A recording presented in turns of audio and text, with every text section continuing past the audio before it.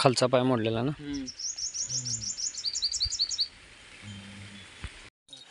हे आम्ही पण बांधताव असं, पण आमचं बांधणं समजा वेगळं आहे.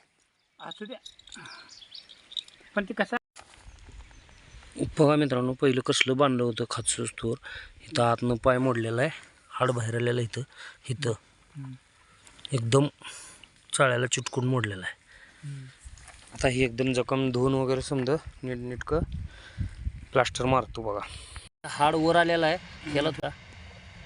हाय मित्रांनो, तर बघा ह्या गाईचा पाय मोडलेला आपण बसवला, तिला किती पद्धतीनं बांधले, कसं कसं बांधले आणि काय काय केलंय हे बघा. पहिल्यांदा एवढं जास्तीत जास्त व्यवस्थित बांधलंय म्हणजे पहिल्यांदा बांधलंय मी, कारण इतकी गाय ही आहे ना की बासीनं तेवढा पायाला बांधून देखील तीच पाय झटका लागले 3-3दा. माझं नाव चेतन माळी, मी हिरजमधनं बोलतोय. ते गायचा पाय मोडला होता म्हणून मी योगेश पाटील यांना बोलवलं होतं. त्यांनी एकदम छानपैकी बांधून दिलेलं आहे. गाय पण आता खूप चांगला हालचाल करत आहे. नक्की. मग तुम्ही व्हिडिओ बघूनच फोन केला का मला? मी तुमचा इंस्टाला व्हिडिओ बघूनच फोन केला. आणि मग काम कसं वाटलं? गायचं हाड ते बाहेर आलता कोर, ती कापून वगैरे एक्सरपानं कापून वगैरे आपण काम केले, कसं काय वाटलं? एकदम डॉक्टर सर्जरी केल्यासारखं. म्हणजे काम आपलं करण्याची पद्धत कशी काय?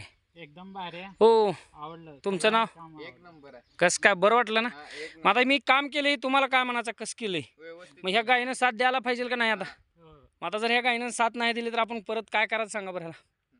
हां, म्हणजे तुम्ही बघता का तर गाय इतकं पाय हलवायला लागली की बास ती काका तिथनं उठं नाही, ती ह्यानी इथनं उठं नाही, ती खाजवत बसली, ती गाय तीच पाय झाडा लागले 3-3दा.